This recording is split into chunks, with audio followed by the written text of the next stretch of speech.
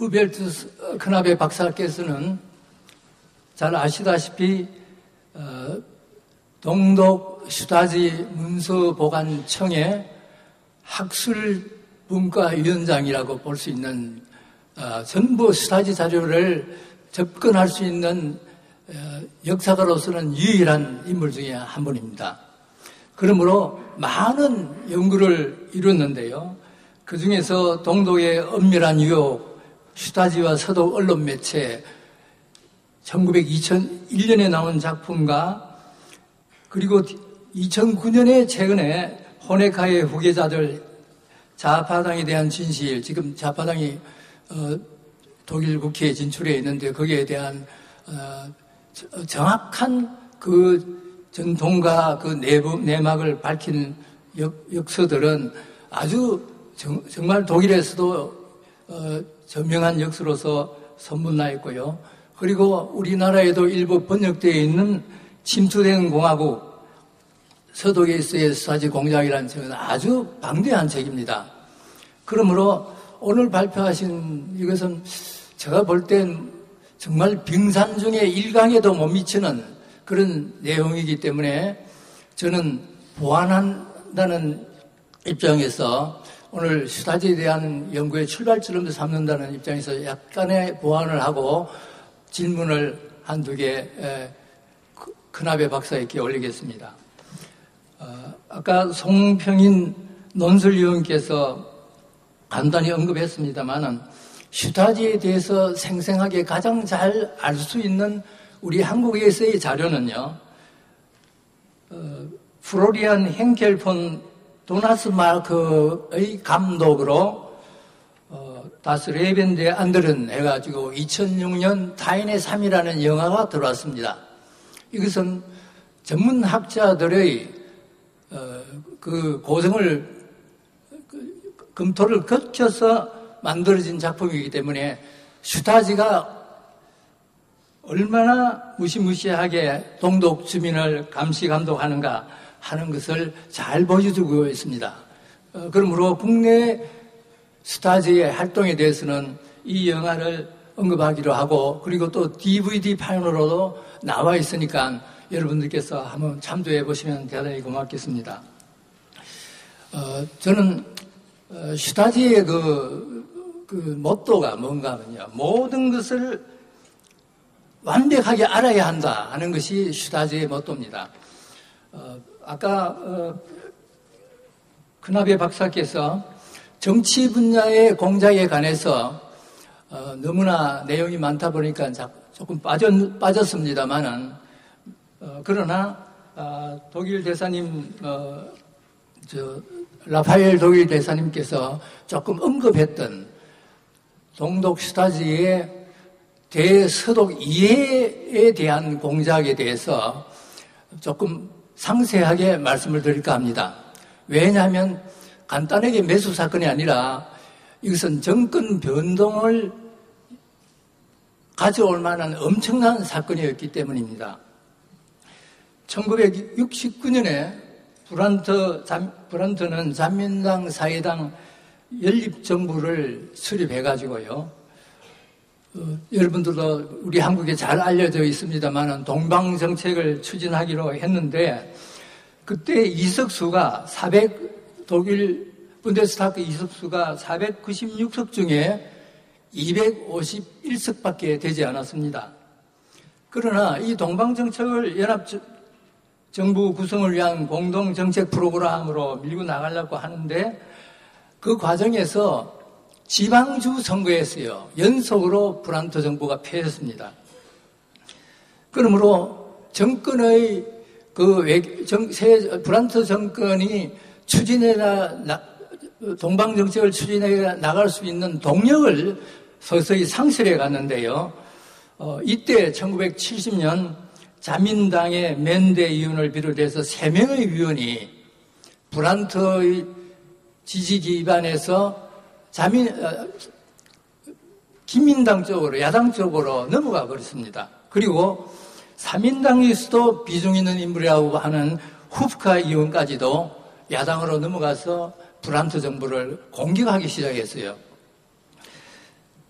그래서 드디어 1972년에 와서 독일 서독 기본법에서 규정하고 있는 건설적 불시민 결의안이라는 것을 야당인 기민기사당이 제출했습니다. 그래서 지금 이미 브란트 정부는 이해 내에 분데스타그에 이미 2분의 1의 다수의 기반을 상실했기 때문에 기민당 총재인 라이나 발제를 새로운 총리로 지명해 줄 것을 서독 대통령에게 요청을 했습니다. 라이나 발제. 예. 요청했습니다. 그래서 모두 다, 브란트가 실거하고 라이나 발젤이 기민당 총재가 새 총리가 된다고 예상했는데 투표 결과는 예상외로 249표에서 단지 2표가 부족한 247표가 된 거예요. 그래서 아까 대사님께서 말씀하셨는데 기민당 원내 간사였던 위난트가 매수하지 않았느냐 이런 의혹이 있어서 당시에 아주 정치적으로 혼란했습니다. 그런데 통일되고 나서요. 슈타지 첩보본부 HVA라는 데서요.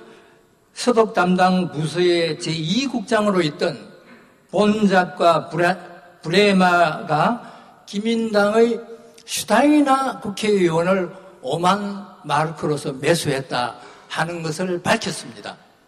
그러니까 정권이 넘어가느냐 안 넘어가느냐 하는 이런 중대한 시점에 슈타지 공작이 성공해서 브란트를 살렸던 것입니다.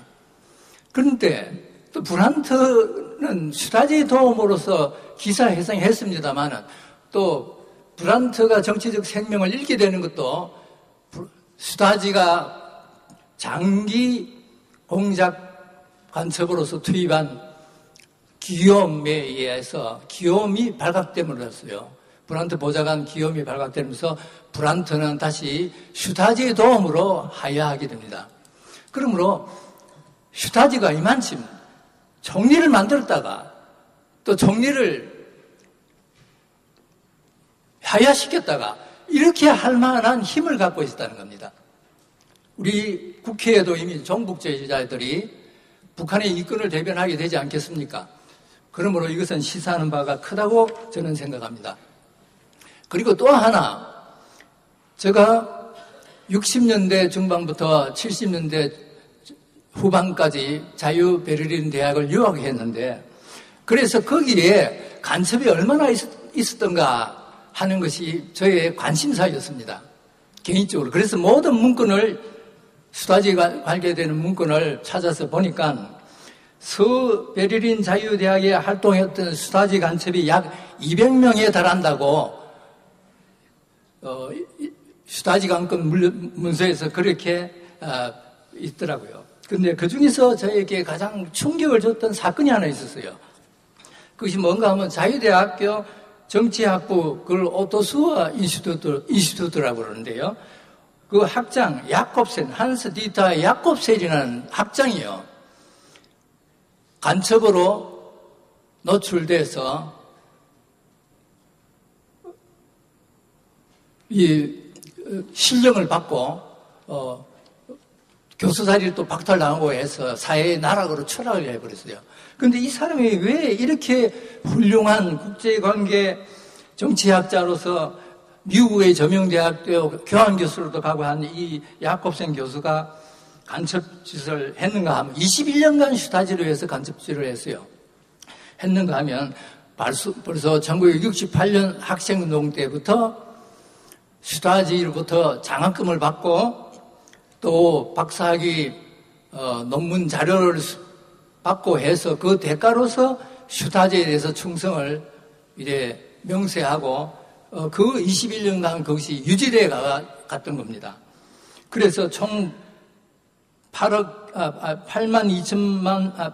2천 마르크의 공작금도 받고 53개의 연구 보고서와 또 독일 그 자문기관에 비밀로 되어 있던 그런 문서를 합쳐서 총 440개에 달하는 자료를 동독 측에 넘겨주고 동독 공훈 메달을 받고 인민과 조국의 투쟁 훈장까지 받았던 사실이 있습니다. 그래서 1995년 11월 9일 9일 징역 10월에 집행유예 1000만 마크 벌금에 처해져서 교수 자리에서 쫓겨났습니다. 그리고 내재적 동독 접근법의 아버지라 할 수 있는 우리나라에도 10년 전에 좌파 정권 하에서 내재적 접근법이 모든 진보적 북한 연구가의 무슨 영약인 것처럼 사용하던 그런 접근법인데요. 아버지라 할 수 있는 페타 크리스티안 루츠 교수가 있습니다. 근데 이 루츠 교수는 동독의 그 데데야 한트북이라는 아주 저명한 그 연방 정부에서 지원한 책이 있는데 거기에 공동 저자인데요. 이 사람이 이혹의 죽음을 당했어요. 그런데 왜 그러느냐? 아마 수다지의 장난이 아닐까? 수다지 팬으로 있다가 전향을 했기 때문에 그렇지 않는가 해서 이혹의 죽음을 당하고 그 동료였던 베르켈 자유백림대학교 동구연구부에 지켰는 베르켈이 간첩으로서 체포됐어요. 그래서 체포되고 학교에서 쫓겨났는데 제가 이 자리에서 크나베 교수님에게 묻고 싶은 것은 그 루츠의 내재적 접근법 임마넨테 아우스레군데야 데데야 시스템이에요. 언더 비핀든지 봐서 할 땐지 다 뭐냐. 그리고 마지막으로 지금 크나베 박사께서 동독 수사지 비밀 자료에 접근하지 못하고 있는 한 원천이 있는데요. 그것이 뭔가 하면은 로젠홀츠 파일입니다. 로젠홀츠 파일은 89년 베를린 장벽이 무너지고 동독이 극심한 혼란기에 빠졌을 때 간첩 관련 자료들만 모았던 스타지가 모았던 그 부분 파일이 있는데요. 그것을 미국 CIA가 너무나 훌륭한 작전을 통해서 그것만 가져가 버린 거예요. 그 혼란기에. 근데 그 파일은 지금 미국에서 때때로 해독해가지고 조금씩 서독에 넘겨주고 있는데 그 파일에 대한 접근성이 크나베 박사께서는 얼마만큼 볼 수 있었던지 그것을 질문을 드리고 싶습니다.